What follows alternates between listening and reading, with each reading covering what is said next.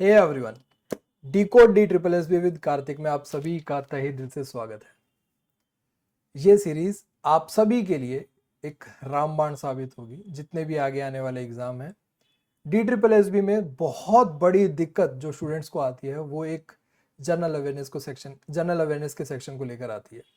अब उस दिक्कत को पूरा कंप्लीटली कोई भी खत्म नहीं कर सकता, पर काफी हद तक हम इसको डिकोड कर सकते हैं, जिससे हमारा स्कोर में बहुत अच्छा इंप्रूवमेंट होगा।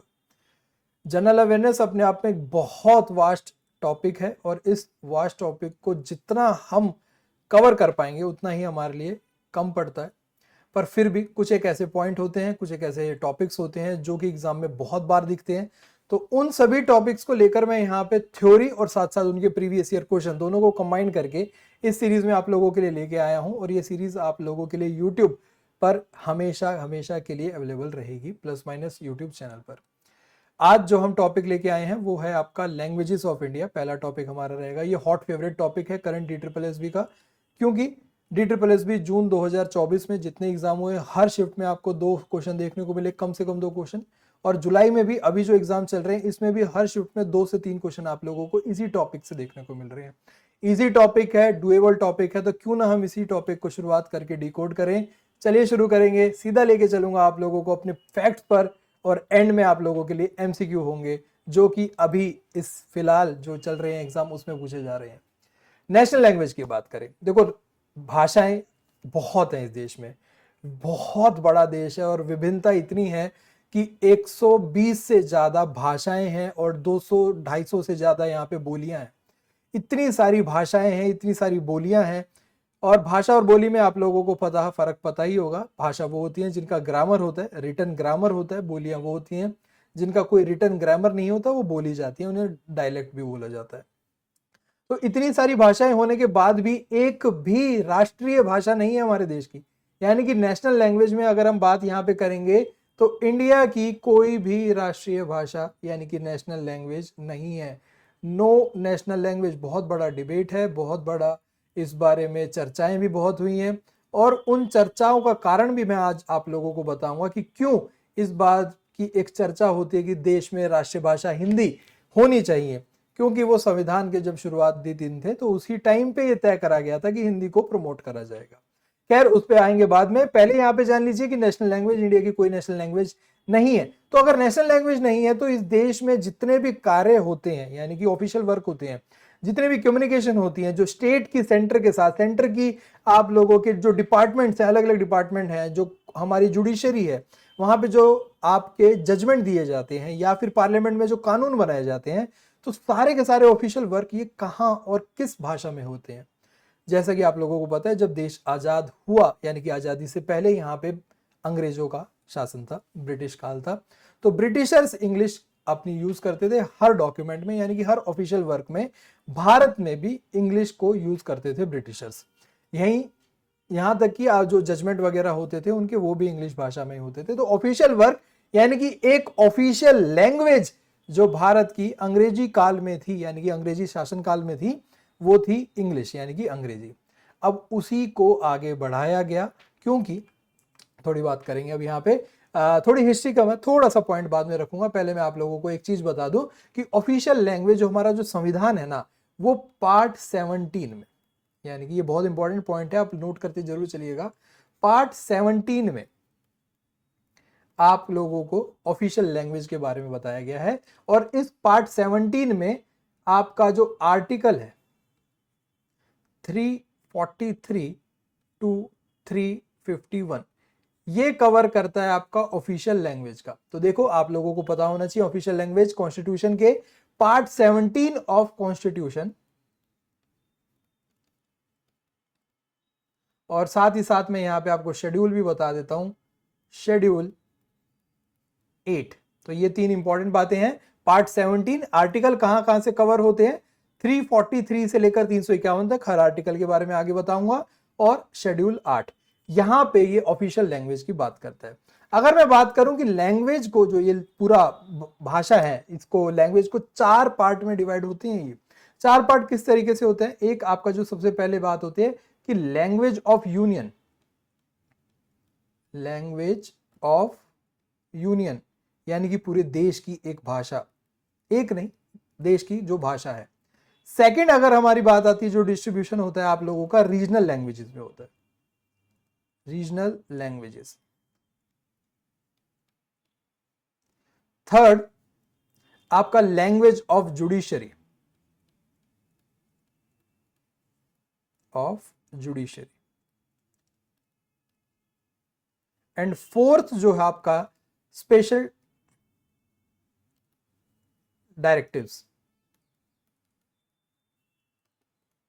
अगर मैं थोड़ा थोड़ा आपको हिंट दूं यहाँ पे, लैंग्वेज ऑफ यूनियन यानी कि पूरे देश में जो भाषा है, ऑफिशियल लैंग्वेज की बात है कि रीजनल लैंग्वेज यानी कि जो स्टेट वाइज अपनी ऑफिशियल भाषाएं हैं, लैंग्वेज ऑफ जुडिशरी जो जुडिशरी अपनी भाषा यूज करती है, और स्पेशल डायरेक्टिव्स यानी कि जो आपकी जो लैंग्वेजिस्टिक माइनॉरिटी हैं उनको यहाँ पे प्रोत्साहन देना, या फिर यूं कहें कि वहां पे अगर कोई एरिया है वहां का जो डॉक्यूमेंट्स हैं या फिर जो स्कीम्स हैं, जो सरकारी स्कीम्स हैं, वहां के जो लोगों को उन्हीं की भाषा में समझ में आए, तो एक माइनॉरिटी लिंग्विस्टिक ऑफिसर भी डिसाइड होता है। तो वो सारी चीजें कहाँ आती है, आप लोगों की स्पेशल डायरेक्टिव्स में आती है, कि ये सारी बातें कॉन्स्टिट्यूशन में ही आती हैं, और ये सभी कवर होती हैं आप लोगों की आर्टिकल नंबर 343 से लेकर 351 के पूरे अम्ब्रेला में। इन 4 पार्ट में डिवाइड कर दिया गया है। अब अगर मैं थोड़ी हिस्ट्री पे जाऊं तो इनिशियली क्या था, ये एक्ट से पहले मैं बात करता हूं। यहाँ पे इनिशियली क्या था, इसको मैं हटा देता हूं, ठीक है। इनिशियली क्या था, इनिशियली जो एक प्रोविजन था, जब संविधान बन रहा था, संविधान बनाने में देश के बहुत बड़े बड़े जो हस्तियां थी वो सभी अलग अलग राज्यों से थी, अलग अलग जगहों से थी, और उनकी जो मातृभाषा थी, सभी ने खैर पढ़े लिखे लोग थे, इंग्लिश पढ़ी हुई थी, पर जो उनकी जो ऑफिशियल ऑफिशियल नहीं कहूंगा, जो उनकी मदर टंग थी वो अलग अलग थी। तो उस टाइम पे क्योंकि जब हम अंग्रेजों से अपने शिफ्ट हो रहे थे, अपने खुद की अपने जो रूल पे आ रहे थे, तब एक डिसाइड होने तब चर्चा होने लगी कि भाई अब किस भाषा में अब हमारा सारा काम रहेगा, ऑफिशियल सारी बातें किस भाषा में रहेंगी। तो उस टाइम पे अलग अलग जगह से लोग थे, अलग अलग बातें थी, तो अलग अलग भाषाएं होने के कारण किसी एक भाषा पे यहाँ पे फिक्स नहीं हुआ जा रहा था, सभी का अलग अलग मत था। तो उस टाइम पे बोला गया था कि जो फिलहाल इंग्लिश है उसी को कंटिन्यू करते हैं, और क्योंकि अंग्रेजी काल में सारे के सारे काम इंग्लिश में होते थे, तो इंग्लिश को ही कंटिन्यू करा गया था, इंग्लिश को ही कंटिन्यू करा गया था। और यहाँ पे और बोला गया था, अभी बताता हूं कि क्या बोला गया था, कि 15 साल तक, फॉर 15 ईयर्स कंटिन्यू इंग्लिश।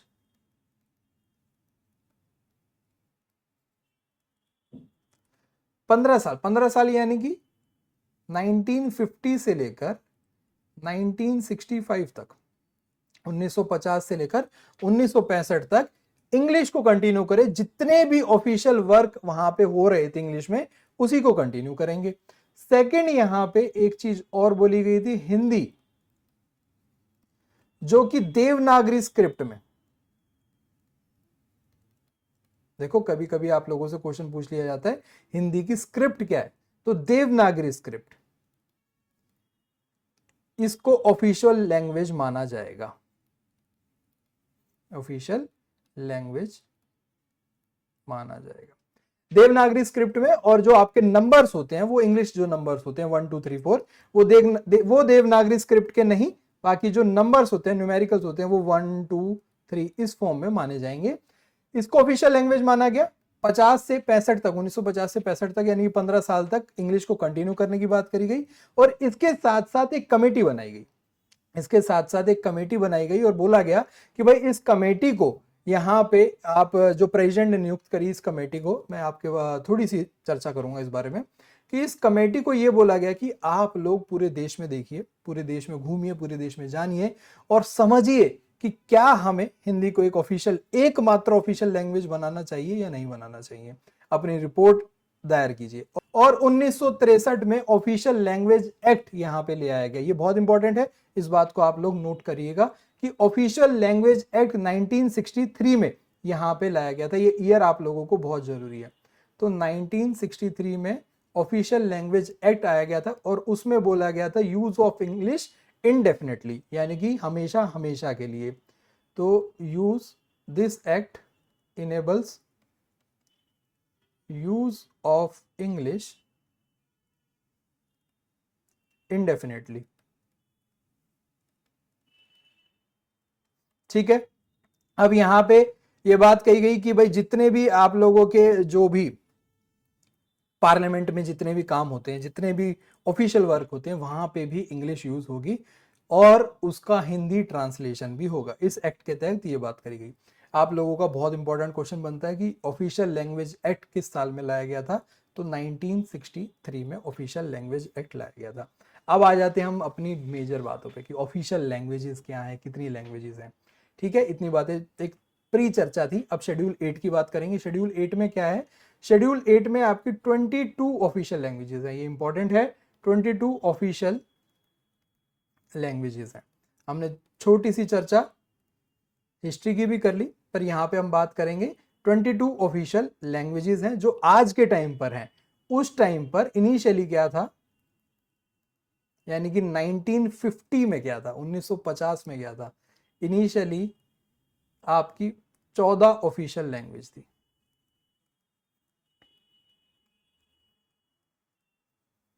ठीक है, इनिशियली आप लोगों की 14 ऑफिशियल लैंग्वेज थी। 8th शेड्यूल में इनको आप लोग कवर करा जाता है, ये भी बहुत इंपॉर्टेंट है।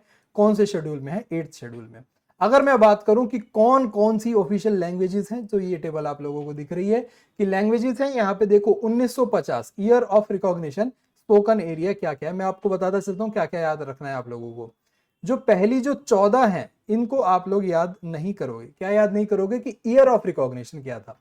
इनका आप लोगों को याद करने की जरूरत नहीं है, क्योंकि सभी का 1950 है और जनरली ये पूछा भी नहीं जाता कि इनकी रिकॉग्निशन कब हुई थी। कौन कौन सी लैंग्वेज थी? जैसे कि असमी, बंगाली, गुजराती, हिंदी, कश्मीरी, कन्नड़ा, मलयालम, मराठी, ओडिया, पंजाबी, संस्कृत, तमिल, तेलुगु और उर्दू। यहाँ पे जो सिंधी भाषा है वो 1967 में लागू करी गई थी, मतलब उसको रिकॉग्निशन मिली थी एज अ ऑफिशियल लैंग्वेज के रूप में। रिकॉग्निशन किस रूप में मिल रही है? ऑफिशियल लैंग्वेज के रूप में मिल रही है ऑफ यूनियन। कोंकणी भाषा 1992 में, मणिपुरी भी 1992 में, नेपाली 1992 में, बोडो, डोगरी, मैथिली और संथाली ये आप लोगों की 2004 में, ये आप लोगों की 2004 में। तो ये क्या थे? ये थे अमेंडमेंट एक्ट। ये क्या थे? Amendment act. क्योंकि 1950 तक जो आपका संविधान, जब संविधान बना तो 1950 में 14 भाषाओं को ऑफिशियल भाषा के रूप में चयनित कर लिया गया था। इंग्लिश को सभी काम के लिए यहाँ पे नियुक्ति कर दी गई थी और बोला गया था 5-5 साल बाद दोबारा कमेटी बताएगी तो उसको देखेंगे कि हिंदी को किस तरीके से प्रोत्साहित करना है। यहाँ पे जो स्टार्टिंग में मैंने आप लोगों के साथ बात करी थी कि क्यों जो चर्चाएं होती हैं कि भारत की जो राष्ट्रीय भाषा है वो हिंदी है या फिर हिंदी होनी चाहिए, क्योंकि उस टाइम पे जब ये बात हुई थी कि भाई इंग्लिश को आप अभी लैंग्वेज ऑफ वर्क इस रूप में हम काम करेंगे, ऑफिशियल काम इससे करेंगे इंग्लिश से, पर हिंदी को प्रमोट करेंगे और एग्रेसिव प्रमोशन करेंगे हिंदी का कि as a official language Bharat की, एक official language, national language Bharat की हिंदी बन जाए। तो उसी कारण है कि उस टाइम पे इसको एग्रेसिवली प्रमोट करा गया था। तो उसी का ड्रॉबैक भी देखने को मिला कि बहुत सी जगहों पे पॉलिटिक्स तो होती है, जैसे कि आप लोगों को पता है स्टॉप हिंदी इम्पोजिशन, तो वो वाली चीज है। तो वो हिंदी इम्पोजिशन आ कहाँ से रही थी? वो संविधान के जो रचयिता थे तो स्टार्टिंग में ही उन्होंने ये बात कही थी कि हिंदी का एग्रेसिव प्रमोशन करा जाएगा पूरे भारतवर्ष में, ताकि एक हिंदी को, एक भाषा को हम अपनी राष्ट्रीय भाषा, ऑफिशियल लैंग्वेज बना सकेंगे। तो सिर्फ एक भाषा नहीं, यहाँ पे सभी भाषाओं को यहाँ पे चयनित करा गया ऑफिशियल लैंग्वेज के लिए। राष्ट्रीय भाषा तो कोई बनी नहीं। यहाँ पे 1950 में 14 भाषाएं थी, जैसा कि मैंने आप लोगों को यहाँ पे दिखाया। और उसके बाद कभी भी संविधान में बदलाव लाने होते हैं, संविधान समय समय पर हमेशा बदला गया है और संविधान जब बदला जाता है तो अमेंडमेंट एक्ट आते हैं। ठीक है, बात कर रहे हैं कि संविधान किस तरीके से बदले जाते हैं, किस तरीके से उसमें सुधार होते हैं, किस तरीके से नई चीजें ऐड होती हैं। हम यहाँ पे बात कर रहे हैं सम इंपॉर्टेंट अमेंडमेंट एक्ट्स की। तो वो कौन कौन से एक्ट थे आप लोगों के? जैसा कि मैंने आप लोगों को दिखाया पिछले उस पे कि आप लोगों का जो सबसे इंपॉर्टेंट अमेंडमेंट एक्ट था वो यहाँ पे आप लोगों का था 1967 में, जब सिंधी को ऐड करा गया था, जब आपका सिंधी को ऐड करा था। और ये आप लोगों को ना नंबर भी याद करने होते हैं। जैसे जब सिंधी ऐड हुई थी तो वो थी आपकी 21st अमेंडमेंट एक्ट, यानी कि सिंधी से पहले 20 बार और संविधान में कुछ चेंजेस आए थे, कुछ चीजें ऐड हुई थी। तो 21st अमेंडमेंट एक्ट क्या था? जिसमें एक्ट ऑफ 1967, इसमें आप लोगों को सिंधी को ऑफिशियल लैंग्वेज का दर्जा दिया गया था। सेकंड जो अमेंडमेंट था यानी कि लैंग्वेजेस से रिलेटेड, वो था आपका 71st amendment act. 71st amendment act of 1992। जैसा आप लोगों को पता है कि 1992 में क्या था, कोंकणी, मणिपुरी एंड नेपाली, इन भाषाओं को इंक्लूड करा गया था ऑफिशियल लैंग्वेजेस में। थर्ड और लास्ट जिसमें ऐड हुई थी, आज तक उसके बाद ऐड नहीं हुई है, वो था आप लोगों का 92nd अमेंडमेंट एक्ट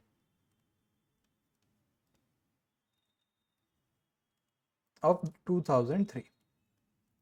इसमें कौन कौन सी भाषा इंक्लूड करी गई थी, इसमें बोडो, डोगरी, डोगरी की दूसरी भाषा भी होती है डोंगरी जिसमें एन लगाया जाता है, डोंगरी, मैथिली,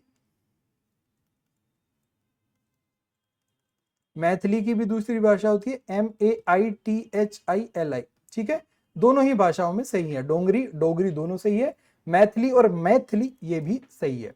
और चौथी भाषा थी आपकी संथाली। इन 4 भाषाओं को इंक्लूड करा गया था ऑफिशियल लैंग्वेजेस में। ये आप लोगों के लिए इंपॉर्टेंट है, 21st, 71st, 92nd, 2003, 1992 एंड 1967। तो क्यों मैंने बोला कि आप लोगों को ये तो याद करने की जरूरत नहीं है, क्योंकि स्टार्टिंग में 1950 है, पता है। उसके बाद 1967 में जब 21st अमेंडमेंट एक्ट आया तो 1967 में सिंधी ऐड करी गई। 1992 में 71st अमेंडमेंट एक्ट के तहत कोंकणी, मणिपुरी और नेपाली ऐड करी गई। फिर आप लोगों का 92nd अमेंडमेंट एक्ट जो कि 2004 में आया था, उसमें बोडो, डोगरी, मैथिली और संथाली ऐड करी गई थी। यहाँ पे एक और इंपॉर्टेंट एक्ट है जो कि आप लोगों का जरूरत है, पर आप तो कह रहे थे, यानी कि आप ये सोचेंगे कि भाई ये इंसान तो अभी कह रहा था 2 मिनट पहले कि और कोई ऑफिशियल भाषा ऐड नहीं करी गई, तो कौन सा अमेंडमेंट है? यहाँ पे आप लोगों का 96th अमेंडमेंट है, ये बहुत ज्यादा इंपॉर्टेंट है। 96th अमेंडमेंट है एक्ट ऑफ 2011। तो यहां पे नाम चेंज करा गया था, पहले जो नाम होता था ना ओरिया, ओरिया को नाम चेंज करके ओडिया कर दिया गया था। क्या नाम चेंज कर दिया गया था? ओडिया कर दिया गया था। आर की जगह डी लगा दिया गया था। ओरिया की जगह क्या नाम हो गया? भाषा किस नाम से जानी जाएगी? ओडिया नाम से जानी जाएगी। तो 96th अमेंडमेंट एक्ट में जो भाषा से रिलेटेड अमेंडमेंट एक्ट था उसमें ओरिया का नाम बदल के ओडिया हो गया था। ये 2011 की बातें हैं। तो ये सारी बातें क्लियर हैं, ठीक है। Articles related to official languages, ये बहुत इंपॉर्टेंट है। बहुत इंपॉर्टेंट कैसे है? जैसे कि मैंने आप लोगों को बताया कि 4 हिस्सों में डिवाइड हो जाता है ये। तो लैंग्वेज ऑफ यूनियन उससे रिलेटेड है 343 और 344।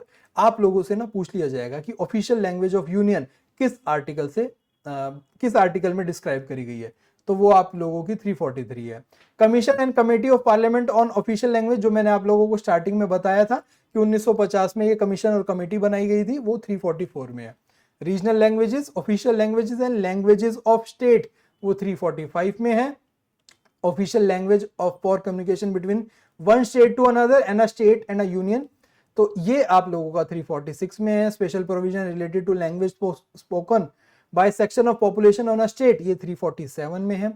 सुप्रीम कोर्ट की लैंग्वेज से रिलेटेड 348 और 349 है। स्पेशल स्पेशल डायरेक्शन, जैसे कि मैंने आप लोगों को बताया कि language to be used in representation of redress of grievances, यानी अगर मैं मान लो किसी भाषा को बोलता हूं, मैं कोई लोकल लैंग्वेज बोलता हूं और मेरी कोई ग्रीवेंसेस है, मेरी कोई समस्याएं हैं, परेशानी है, तो मेरी समस्या का निवारण भी उसी भाषा में होगा। ये स्पेशल डायरेक्टिव्स में 350वें आर्टिकल के तहत बात करी गई है। 350A में बोला गया facility for instruction in mother tongue eight primary stage.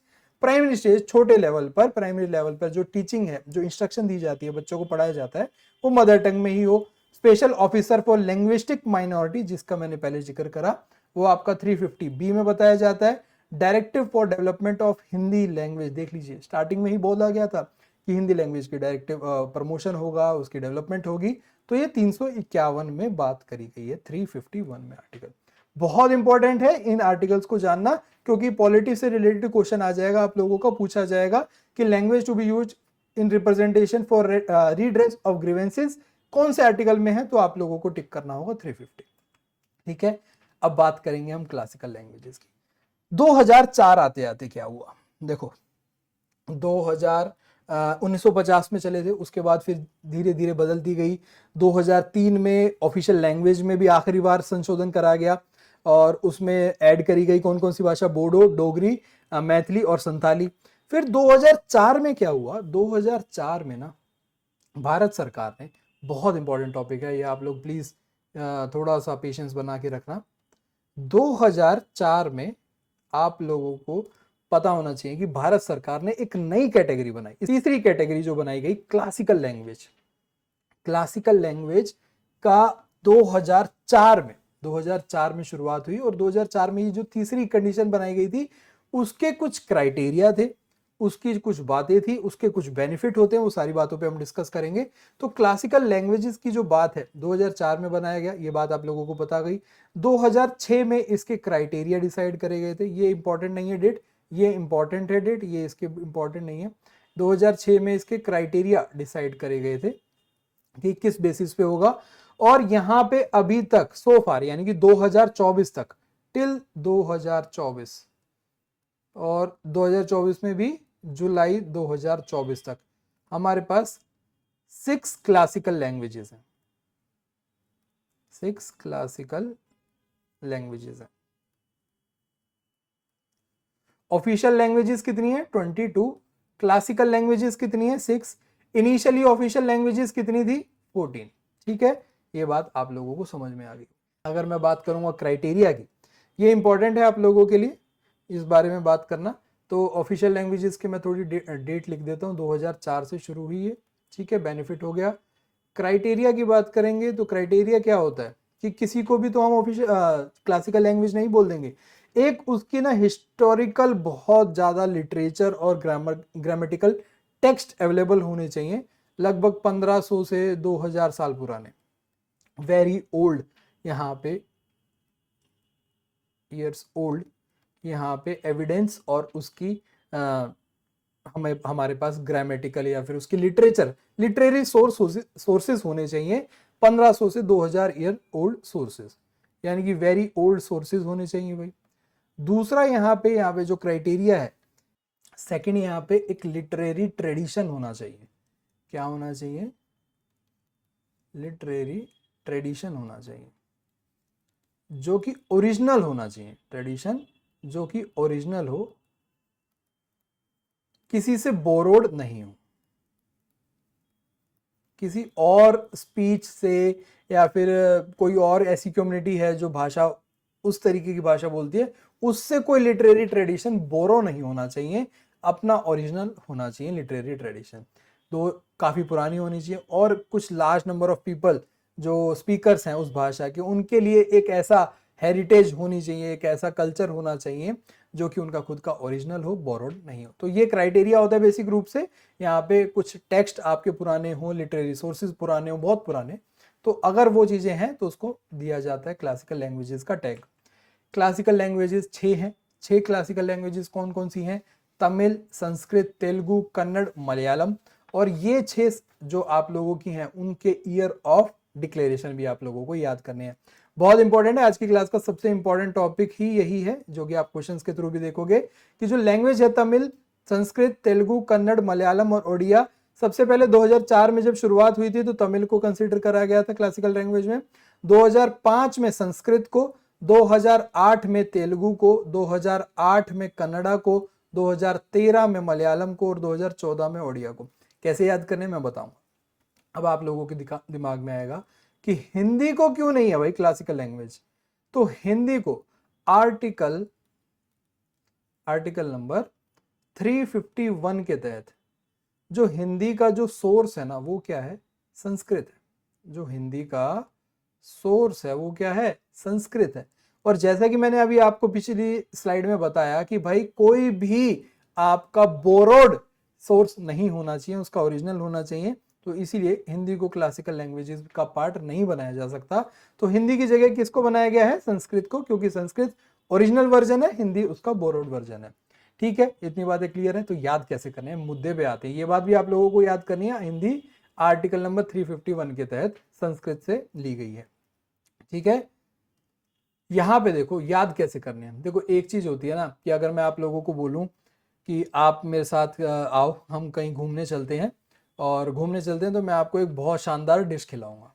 ठीक है, डिश खाओगे, कुछ खाना खाओगे, खाने के बाद मैं आपसे पूछता हूं, आप बोलोगे क्या बढ़िया था, टेस्ट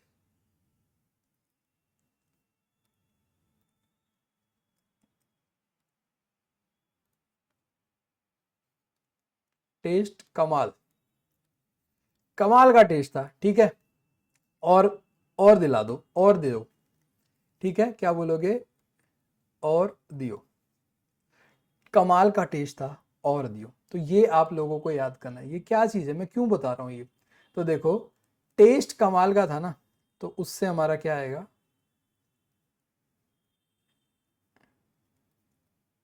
टेस्ट का माल और दियो।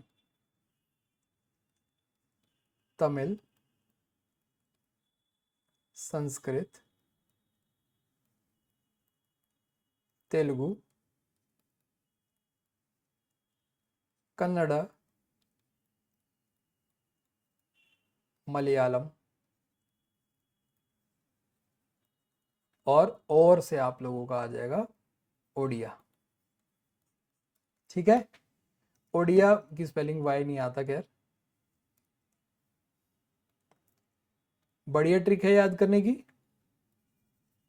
बढ़िया ट्रिक है याद करने की ना। ठीक है ना, आप लोगों को समझ में आई होगी ये चीज।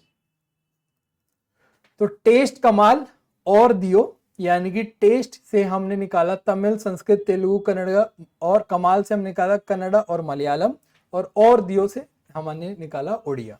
तो ये आप लोगों को याद हो जाएगा कि टेस्ट कमाल और दियो, टेस्ट कमाल और दियो याद हो गया। अब इसी को हम ईयर वाइज भी जोड़ देते हैं भाई। यहां पे मान लो शुरुआत 4 से हुई, उसके बाद 5, फिर 2 बार आप लोगों को 8 8 आना है, फिर मलयालम 13, 8 और 5 13। इस तरीके से देखो 4 5 8 8 13 ये याद हो जाएंगे, और ओडिया आप लोगों का उससे नेक्स्ट ईयर 2014 में।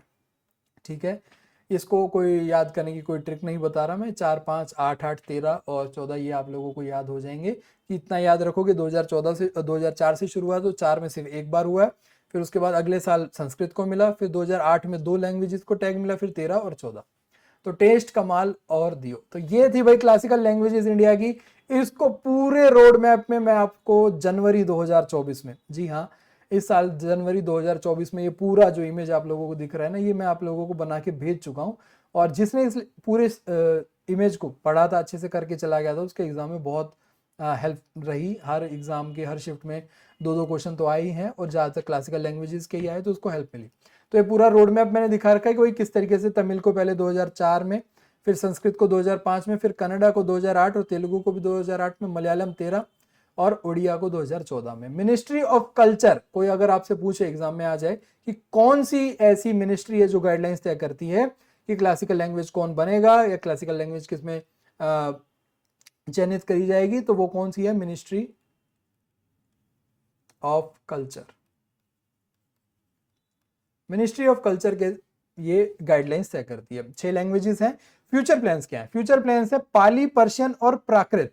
पाली, पर्शियन और प्राकृत, जो कि 2020 के तहत नेशनल एजुकेशन पॉलिसी के तहत यहाँ पे आगे फ्यूचर प्लान्स है, कि अभी तक जुलाई 2024 तक सिर्फ 6 ही हैं, पाली, पर्शियन और प्राकृत। ये आपके मतलब भारत सरकार के फ्यूचर प्लान्स है, इनको इंक्लूड करने के क्लासिकल लैंग्वेजेस में। ये सारी गाइडलाइंस के तहत ये पूरी ड्राफ्टिंग वगैरह खैर चल ही रही होगी फिलहाल।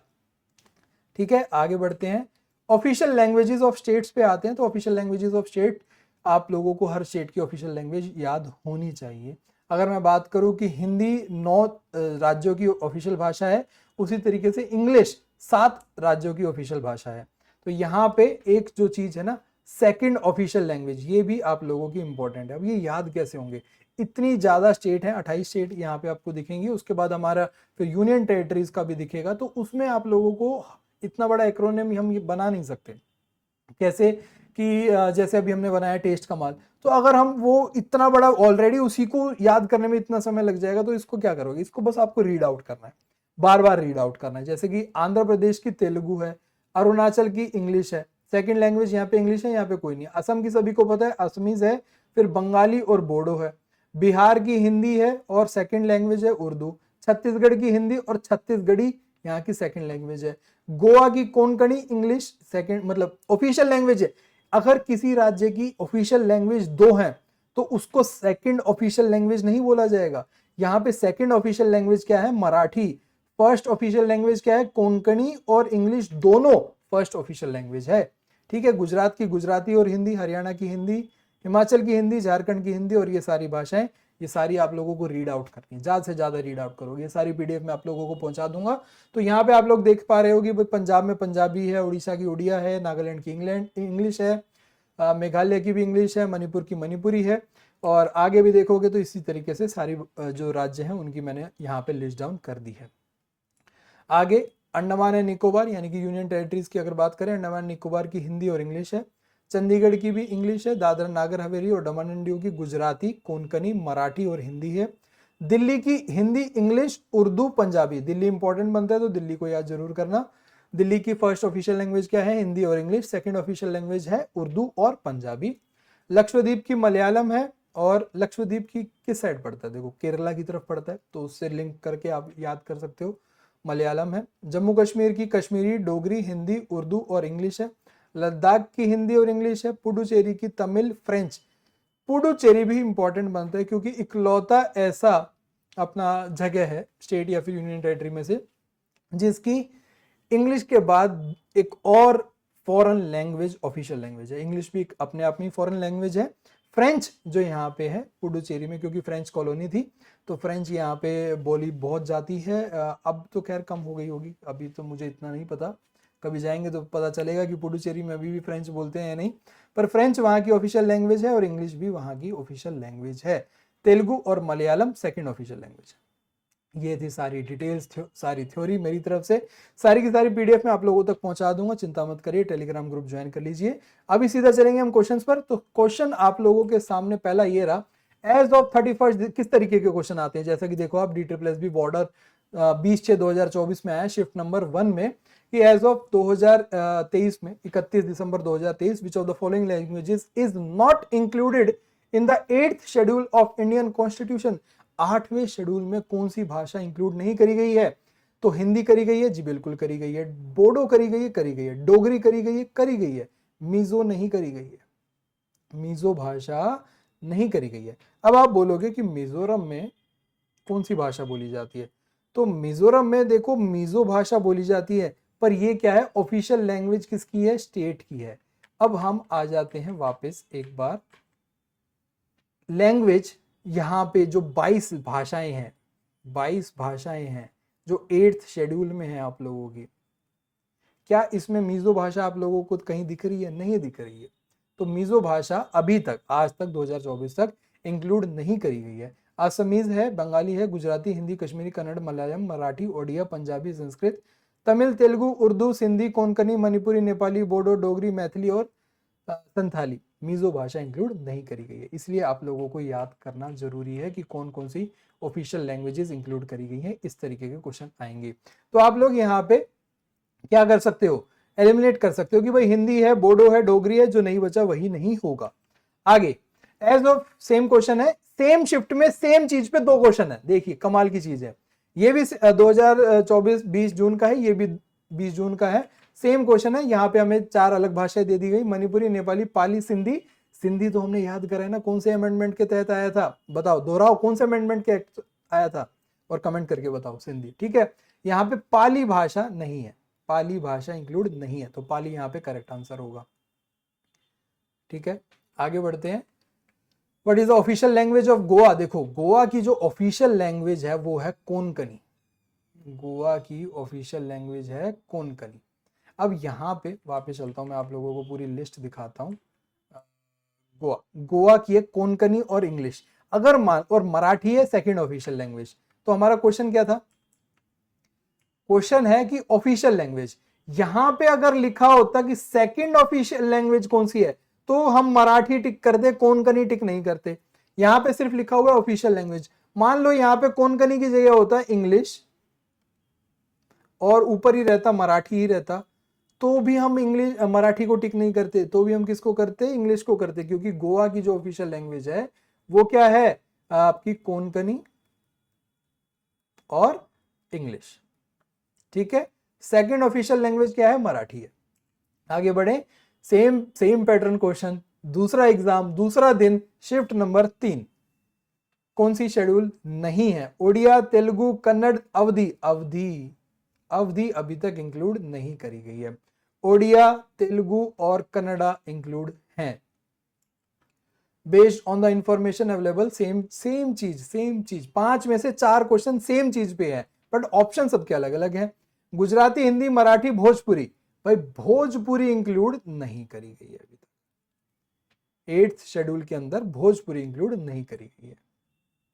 क्वेश्चन नंबर 6, सेम चीज। अब यहां पे देखो, सेम चीज करके मत आगे बढ़ो, यहाँ पे क्या है, 31 जनवरी 2024 तक विच of the following language is included, not नहीं है, is included in the list of classical languages of India. यहाँ पे ऑफिशियल लैंग्वेज की बात नहीं करी गई है, 8वें शेड्यूल की बात नहीं करी गई है, क्लासिकल लैंग्वेज की बात करी गई है। तो क्लासिकल लैंग्वेज में कौन सी इंक्लूड करी गई है, टेस्ट कमाल। क्या इंक्लूड करा गया भाई, टेस्ट कमाल और दियो, ये इंक्लूड करी गई है भाई क्लासिकल लैंग्वेजेस में। तो यहाँ पे कौन सी है भाई, बंगाली तो नहीं है, मैथिली भी नहीं है, हिंदी भी नहीं है, तमिल हमारी है जो कि इंक्लूड करी गई है, और तमिल सबसे पहले यानी कि 2004 में इंक्लूड करी गई थी। क्वेश्चन नंबर 7, यहाँ पे following languages is not included in the list of classical language, यहाँ पे नॉट है, तो तेलुगु, संस्कृत, पंजाबी, तमिल, पंजाबी को इंक्लूड नहीं करा गया। क्यों, हमारे जो एक्रोनिम है टेस्ट, कमाल और दियो, पंजाबी का कुछ आता ही नहीं है। यहाँ पे तेलुगु है, संस्कृत है, तमिल है, तो तेलुगु टेस्ट यानी कि तीसरा 2004, संस्कृत 2005, तेलुगु 2008, सभी को याद हो जाएंगी, हर क्वेश्चन में रिपीट करूंगा। संस्कृत 2005, तमिल 2004, ठीक है। In which year was Kannada declared as one of the classical languages of India? Kannada कहाँ आता है, कमाल, यानी कि हमारा क्या था पहले भाई, 4, 5, 8, 8 और 13, तो कन्नड़ा कहाँ पे आता है, 8 पे। कन्नड़ा कौन सी भाषा है हमारी, 2008 में इंक्लूड हुई थी, जो कि क्लासिकल लैंग्वेजेस में। ऑप्शन नंबर 1 करेक्ट हो गया। 2005 में कौन सी हुई थी, Sanskrit. Which language among the options is acknowledged as classical language? Same चीज है, कोंकणी, मराठी, तमिल, इंग्लिश। इंग्लिश भी क्लासिकल लैंग्वेज नहीं है, मराठी भी नहीं है, कोंकणी भी नहीं है, तमिल हमारी क्लासिकल लैंग्वेज है 2004 में, जिसको क्लासिकल लैंग्वेज में इंक्लूड करा गया था। Which of the following is official language of Assam? Assam की ऑफिशियल लैंग्वेज कौन सी है, इंग्लिश नहीं। असम की देखो ऑफिशियल लैंग्वेज असमीज यहां पे है, नहीं दिख रही। उर्दू, हिंदी नहीं, बोडो है, इसलिए याद करना पड़ेगा हमें।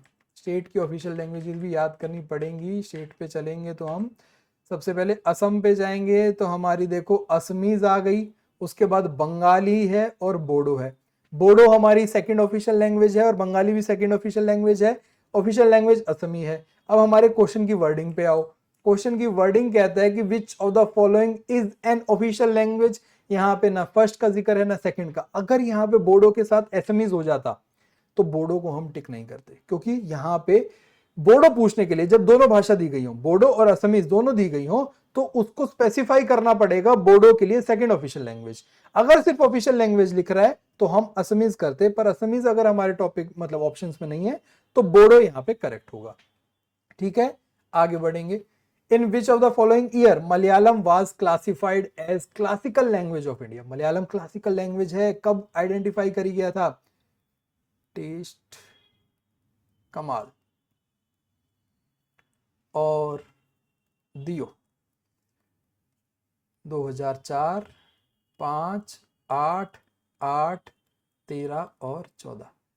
मलयालम 2013 करेक्ट। 2008 में कौन कौन सी हुई थी, तेलुगु और कन्नड़ा।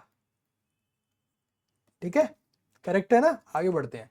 क्वेश्चन नंबर 12 है, विच of the following language is not included in the list of classical language. Classical language में कौन कौन सी नहीं है भाई? गुजराती नहीं है, ठीक है, गुजराती नहीं है, कन्नड़ भी है, संस्कृत भी है, तेलुगु भी है। आर्टिकल नंबर 351 के तहत what is primary source of enriching the Hindi language? Hindi language का प्राइमरी सोर्स याद करवाया था आर्टिकल नंबर 351 के तहत, क्या है? संस्कृत है। ऑप्शन नंबर 3 करेक्ट है। What is the second official language of Uttarakhand? देखो यहां पे मेंशन कर दिया गया है second official language of Uttarakhand. तो second official language of Uttarakhand क्या है? गढ़वाली नहीं, हिंदी नहीं, कुमाऊनी नहीं, Sanskrit. Second official language Uttarakhand की क्या है? संस्कृत है। वट नहीं आएगा, विच ऑफ द फॉलोइंग आएगा? विच of the following is one of the official language of Mizoram? Mizoram की ऑफिशियल लैंग्वेज एक है मिजो। देखो आप लोगों को मिजोरम पे लेके चलता हूं।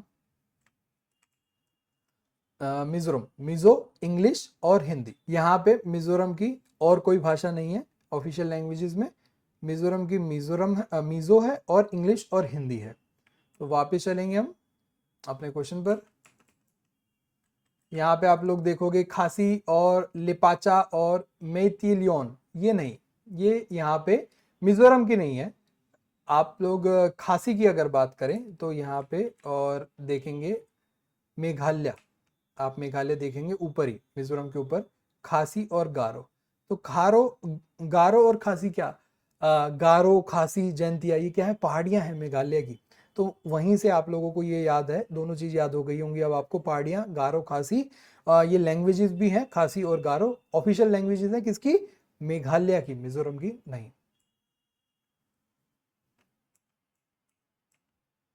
विच of the following is official language of Jammu and Kashmir? Jammu और कश्मीर की ऑफिशियल लैंग्वेज डोगरी।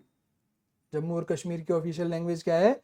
डोगरी, जिसको हम इस से भी जानते हैं, डोंगरी। इन विच ईयर मलयालम? मलयालम का हमें पता ही है भाई, कब हुआ था? 2013 में।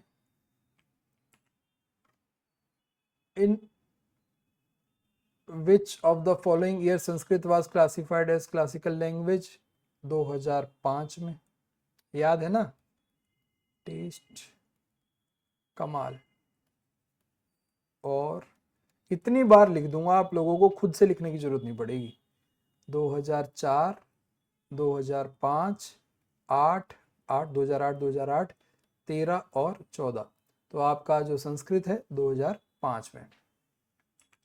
Which of the following state of India recognized Urdu as second official language is in जून 2022? जून 2022 में आंध्र प्रदेश ने उर्दू को अपनी सेकंड ऑफिशियल लैंग्वेज घोषित करा था। In which state of India language Garo predominantly spoken? अभी बताया मैंने आपको। गारो और खासी कहां पे? मेघालय में। गारो और खासी कहां पे? मेघालय में। What is the official language of Sikkim? Sikkim की ऑफिशियल लैंग्वेज क्या है? सिक्किम की ऑफिशियल लैंग्वेज ना सिक्किमीज और इंग्लिश है। सिक्किम की ऑफिशियल लैंग्वेज, सिक्किम की ऑफिशियल लैंग्वेज पे चलते हैं। यहाँ पे सिक्किम की ऑफिशियल लैंग्वेज आप लोगों को दिखेगी, ये रही। इंग्लिश, नेपाली, सिक्किमीज और लेप्चा। लेप्चा, इंग्लिश, नेपाली, सिक्किमीज और लेप्चा, ये क्या है? सिक्किम की ऑफिशियल लैंग्वेज है फर्स्ट। सेकंड ऑफिशियल लैंग्वेज बहुत सारी है, गुरुंग, लिम्बू, मगर, मुखिया, नेवारी, राय, शेरपा एंड तमांग। तो सिक्किम की यहाँ पे हमारे पास ऑप्शन में क्या होगा? इंग्लिश। तो दोस्तों ये थी आज की क्लास। उम्मीद करता हूँ कि आप लोगों को बहुत ज़्यादा मजा आया होगा आज की क्लास में। अगर आप लोगों के पास कोई सजेशन है और आप लोगों के अगर कोई क्वेश्चन है तो प्लीज़ कमेंट बॉक्स में कमेंट करके जरूर पूछिएगा, जरूर बताइएगा। इस सीरीज को आगे ऐसे ही कंटिन्यू करेंगे कि पहले थोड़ी थ्योरी पढ़ेंगे, फिर हमारे एमसीक्यूज उठाएंगे, तो इससे हमें दोनों चीज़ हो जाएंगी, सारे के सारे एमसीक्यू कवर हो जाएंगे जो कि अभी हाल फिलहाल क्वेश्चन में एग्जाम में पूछे जा रहे हैं, और साथ ही साथ उनकी थ्योरी भी पूरी कंप्लीट हो जाएगी। तो चलिए, डिकोड DSSS विद कार्तिक में आज की पहली क्लास में आपसे विदा लेने का समय आ गया है। फिर मुलाकात होगी, तब तक के लिए आप लोग अपना ध्यान रखें, मुस्कुराते रहें, हंसते रहें। नमस्ते।